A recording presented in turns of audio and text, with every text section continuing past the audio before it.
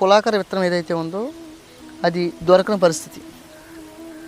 ఎందుకంటే ఈ రోజున కులాకరు నవారా కంటే దారుణంగా ఉంటుంది. పూర్తిగా ఏంటంటే పడిపోతుంది, నేలమట్టం అయిపోతుంది, ప్రకృతి విపత్తులకు తట్టుకోలేదు అని ఆలోచనలో చాలామంది కులాకర వేయడం మానేశారు. ఏంటంటే అది వచ్చే దిగుబడి తక్కువే, అది మనం ఒకవేళ పంట పండినప్పటికీ కూడా అది మనం చివరి వరకు కాపాడలేమని.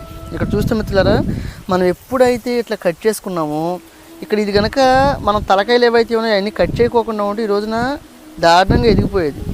ఆల్రెడీ మనకి కుదుళ్ళు తగలడం జరిగింది, అక్కడక్కడ ఈంతుంది కూడా కంకి.